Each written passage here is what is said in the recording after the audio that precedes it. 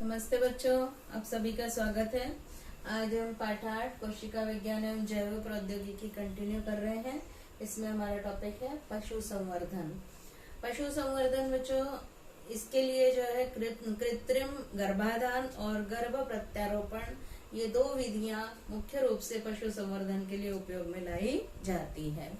इससे विभिन्न प्राणिज उत्पादों की मात्रा और गुणवत्ता दोनों में वृद्धि होती है। उदाहरण के लिए दूध है, मांस है, ऊन है, लोकर मतलब क्या, ऊन इत्यादि पदार्थ जो है इनकी मात्रा अधिक से अधिक प्राप्त होती है।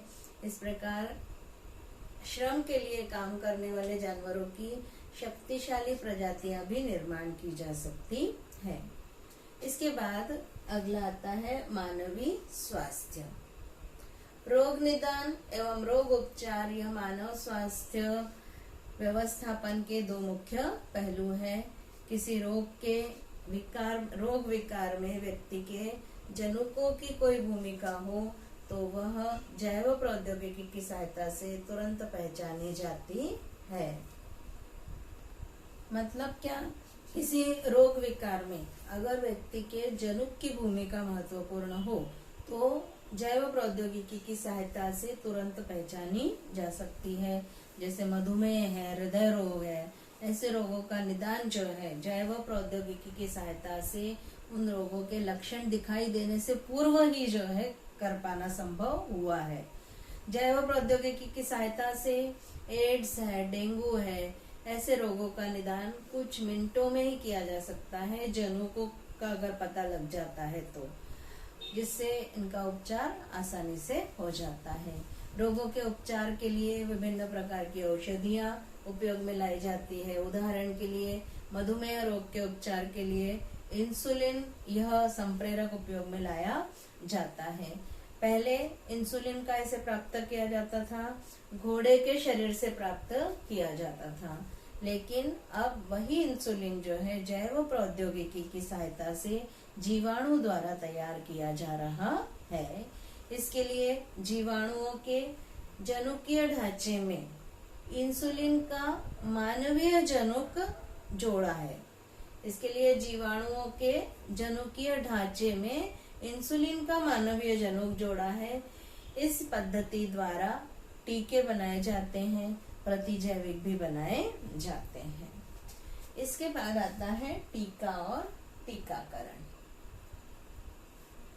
अब टीका पहले जो है विशिष्ट, जैसे टीका मतलब क्या है, तो विशिष्ट रोग जंतु है या रोग के खिलाफ स्थायी या कुछ समयावधि के लिए प्रतिकार शक्ति जो है प्राप्त करने के लिए जो प्रतिजन एंटीजन युक्त पदार्थ दिया जाता है वही क्या है, वही एंटीजन या प्रतिजन जो है क्या है, टीका है।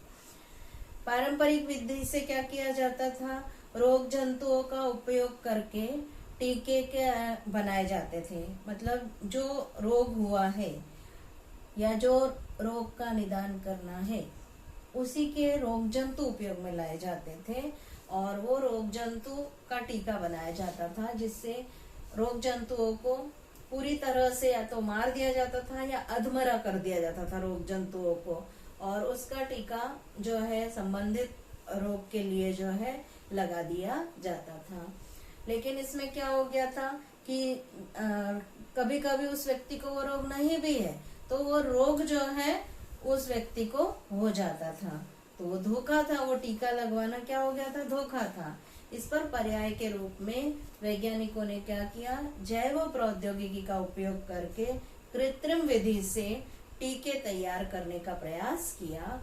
उन्होंने क्या किया, रोग जंतुओं के जो प्रतिजन कार्य करते हैं उनके जनुक प्राप्त किए और उसकी सहायता से प्रयोगशाला में ही प्रतिजन तैयार किए और उसका उपयोग करके टीके बनाए जाते हैं। इस प्रकार जो तैयार टीके होते हैं वो टीके जो है बिल्कुल सुरक्षित होते हैं। रोग जंतुओं के जो प्रतिजन कार्य करते हैं उनके जनुक प्राप्त किए और उसकी सहायता से प्रयोगशाला में प्रतिजन तैयार किए और उससे टीके बनाए गए ये टीके जो है क्या एकदम सुरक्षित होते हैं। अब क्या किया जाता है, अधमरे जीवाणु या मृत जीवाणु का या विषाणु चुभाए नहीं जाते हैं और प्रतिजन के रूप में कार्य करने वाले प्रथिन शुद्ध स्वरूप में चुभाए जाते हैं। ये प्रतिजन एक प्रकार के क्या होते हैं, प्रथिन ही होते हैं, वो शुद्ध स्वरूप में जो है टीके के रूप में लगाए जाते हैं। ये प्रथिन रोगों के खिलाफ प्रतिकार शक्ति को क्रियाशील रखते हैं, व्यक्ति को रोगों से मुक्त रखते हैं। टीकाकरण में अब प्रतिकारी प्रथिन चुभाना अति सुरक्षित हो गया है। जैव प्रौद्योगिकी की सहायता से तैयार किए गए टीकों को लंबे समय तक टिकाऊ बनाए रखने की क्षमता होती है। उदाहरण के लिए पोलियो के टीके हैं और हेपेटाइटिस के टीके हैं, लंबे समय तक इनको जो है इकट्ठा करके रखा जाता है। इसके बाद बचा आता है खाद्य टीके। खाद्य टीके निर्माण करने का कार्य चल रहा है। फिलहाल में जनुकीय प्रौद्योगिकी की सहायता से आलू का उत्पादन किया जा रहा है। इन आलूओं को यहाँ देखिए चित्र में दिखाया गया है। इन आलूओं को जनुकीय पारेषित आलू कहते हैं। ये आलू विब्रो कॉलेरिए और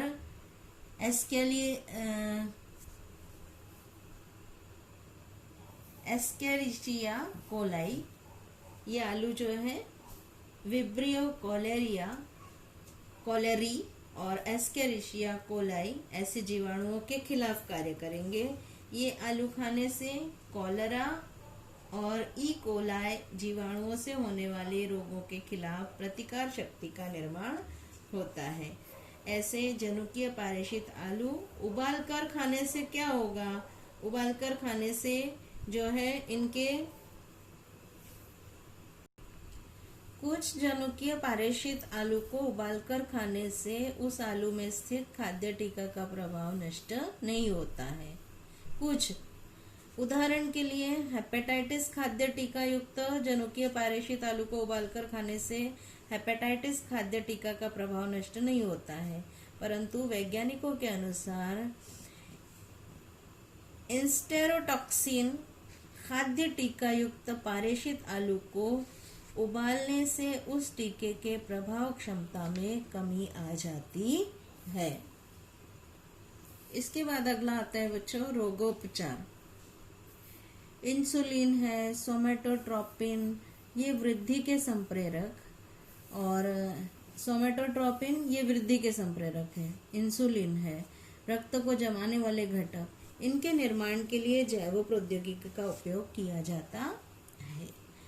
इसके बाद इंटरफेरॉन क्या है करके ये प्रश्न पूछा जाता है, महत्वपूर्ण प्रश्न है बच्चों, तो इसको ध्यान रखेंगे। इंटरफेरॉन यह छोटे आकार वाले प्रथिनों का समूह है जो विषाणुजन्य रोगों के उपचार हेतु उपयोग में लाया जाता है। इसका निर्माण रक्त में ही होता है, लेकिन अब जैव प्रौद्योगिकी की सहायता से जनुकीय दृष्टि से उन्नत जीवाणु ई कोलाई का उपयोग इंटरफेरॉन का निर्माण करने के लिए किया जाता है। इंटरफेरॉन क्या है, एक छोटे आकार वाले प्रथिनों का समूह है। ये विषाणुजन्य रोगों के उपचार हेतु उपयोग में लाया जाता है। इसका निर्माण कहाँ होता है, रक्त में ही होता है, लेकिन अब जैव प्रौद्योगिकी की सहायता से जनुकीय दृष्टि से उन्नत जीवाणु कौन से हैं, ई कोलाई का उपयोग इंटरफेरॉन के निर्माण के लिए किया जाता है। इस पर 3 प्रश्न पूछे जा सकते हैं, इसको ध्यान से आप पढ़ेंगे। इसके बाद अगला आता है जनुकीय उपचार, जीन थेरेपी। कायिक कोशिकाओं में जनुकीय उपचार करना आज जैव प्रौद्योगिकी के कारण संभव हुआ है। अब उदाहरण के लिए है फिनाइल कीटोन्यूरिया, ये भी पूछा जाता है फिनाइल कीटोन्यूरिया क्या है या पीकेवी क्या है। तो यह विकार है, यह विकार यकृत की कोशिकाओं में जनुकीय दोष निर्माण होने से होता है। फिनाइल कीटोन्यूरिया क्या है, ये विकार यकृत की कोशिकाओं में जनुकीय दोष निर्माण होने से होता है। जीन थेरेपी की सहायता से उसका उपचार करना संभव हुआ है। इस पद्धति को कायिक जनुकीय उपचार पद्धति कहते हैं। अब शुक्र कोशिका और अंड कोशिका के अलावा कायिक कोशिका कौन सी होती है, हम पहले पढ़ चुके हैं, शुक्र कोशिका और अंड कोशिका के अलावा शरीर की सभी कोशिकाओं को कायिक कोशिका या सोमैटिक सेल्स कहते हैं। आज बच्चों हम इतना ही पढ़ेंगे। इसको आप घर पे अच्छे से ध्यान से पढ़िए और रेगुलर स्टडी चालू रखिए। धन्यवाद।